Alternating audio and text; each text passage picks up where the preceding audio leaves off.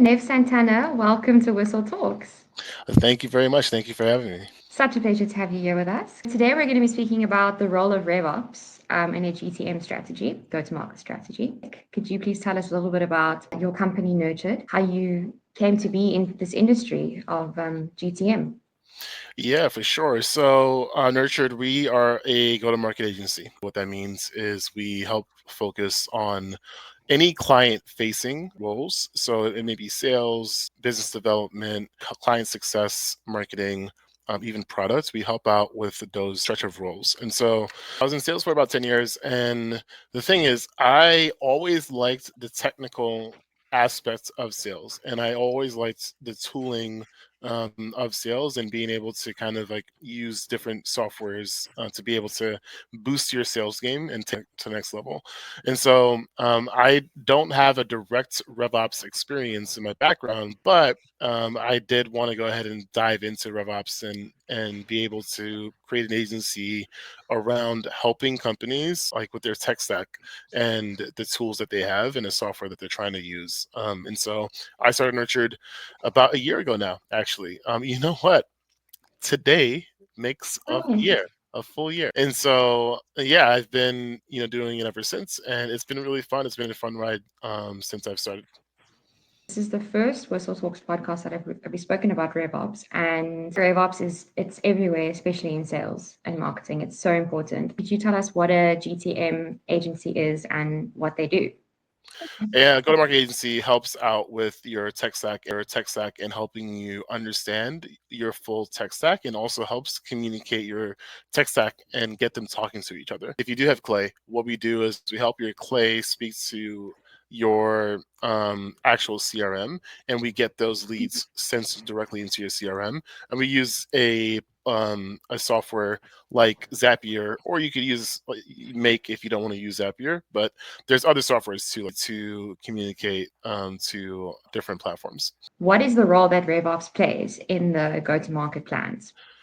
I think RevOps is so important for a company. The thing is, I don't believe that many founders, when they think about RevOps, they only think about, I need sales, I need revenue. That's it. And that's all they think about. And so they put someone in a sales seat, and that person may come in and they may not be as successful as they would want them to be. And the reason why is because they don't have a RevOps counterpart to help them sift through all of the data that's sitting in their CRM. And so the role of RevOps is to support client facing teams with their operations. If you have a HubSpot, if you have a Salesforce, and you don't have someone to actually run that HubSpot or Salesforce or that CRM, or if you don't have someone to set up the pipeline stages, if you don't have someone to automate the tasks that you receive, then things get really, really messy, and it gets very hard to use your own CRM that you spent so much money to go ahead and buy.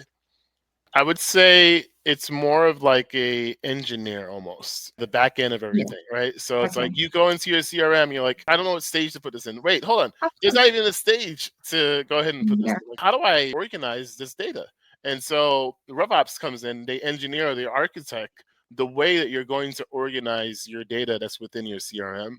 And it's so important to have RevOps person. And I like to help out startups from the very beginning with that particular challenge.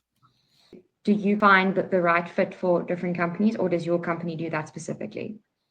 So we do that specifically, right? Yeah. Okay. So yeah, we All go right. out, we give a call to individuals who have messy RevOps right now. CRMs. So Yeah. they're messy CRMs, messy data. A lot of startups, and I completely understand why they do this, but they're living out of spreadsheets, and that's difficult. Yes. It's doable.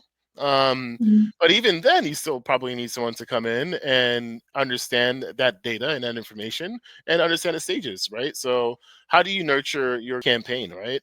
You Yeah. can't nurture your campaign if you don't understand the stages in which those people need to go ahead and be in, right? Of And then course. you need to go ahead and put them in those stages. And then do you automate when they move to a next stage, or do you manually change them from one stage to the next stage? And these things are very important to understand. Which roles in a startup do you believe sit with GTM?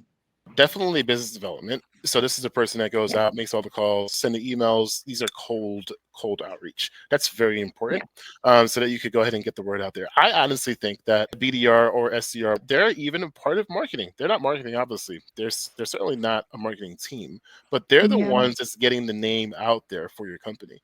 These people that you're reaching out to may have never heard of, let's say, Nurtured or Whistle before, right? And then the Yeah. first time that they get someone on a call, like, wait, where are you calling from? Like, well, I'm calling from Whistle, or I'm calling from Nurtured.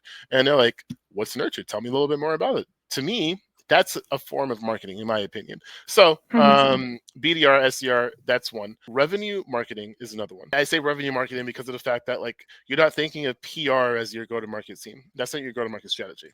But revenue marketing is specifically reaching out to your ICP to bring them in as a lead so that your sales team can go ahead and reach out to you. And speaking of sales, sales is the third one. Your salespeople is a part of your go-to-market team. They're client-facing. They're speaking to the individuals on an everyday basis for the most part. Then I believe product. So any product manager, product Yeah. engineer, I believe that they're part of go-to-market. It depends on if you're a product company or Or like a service. SaaS company. If you're not, then obviously this doesn't really exist, because if it's a service industry, then you don't have a product that you're actually putting out there. But if you do have a product that's out there, then it's your product manager. I believe that early on startups, founders are part of the go-to-market team. I Oh, strongly believe you should not put go-to-market motions and functions off to individuals until you understand it really well yourself. Because when it comes time to put someone really good in a role, you don't know who's really good because you don't understand how they should actually do your particular part of go-to-market strategy or sales or BDR or revenue marketing, whatever it is.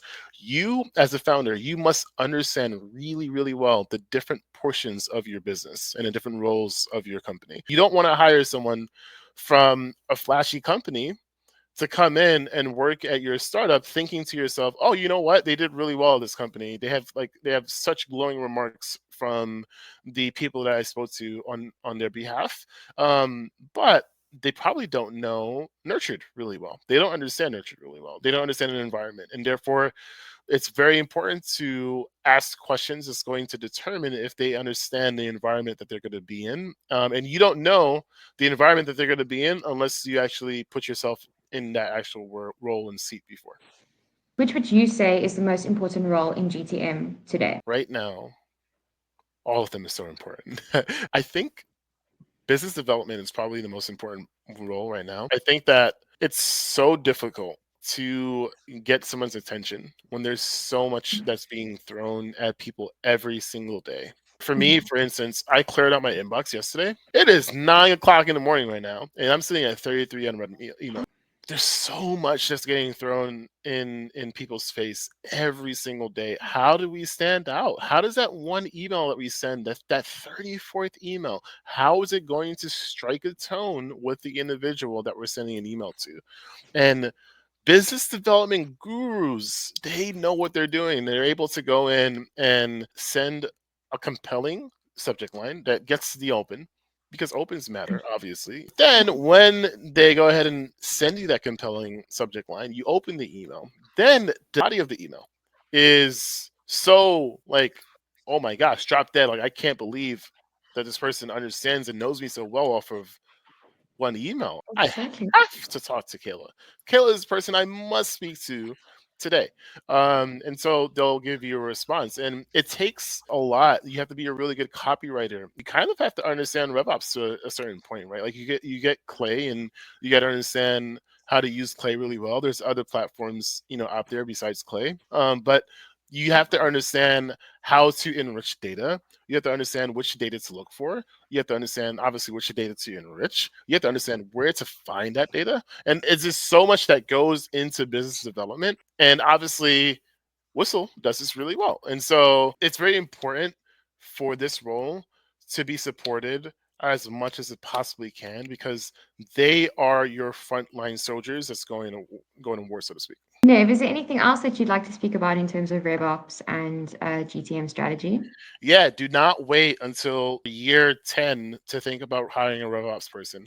Do not wait until year 2 to think about hiring a RevOps person. Yeah. As soon as you need revenue, think about getting a RevOps person. There's someone that's experienced and understands inbound and outbound so that Yeah. you're able to engineer your CRM and your tech stack the way that you need to. And so I have another webinar, I should say, that's coming up next week, and I'm going to be talking about choosing the right processes and the right systems. I'm partnering with a professional chief of staff on this, and we're going to talk about choosing the right systems. And it's important to choose systems that work for you as opposed to systems that are flashy.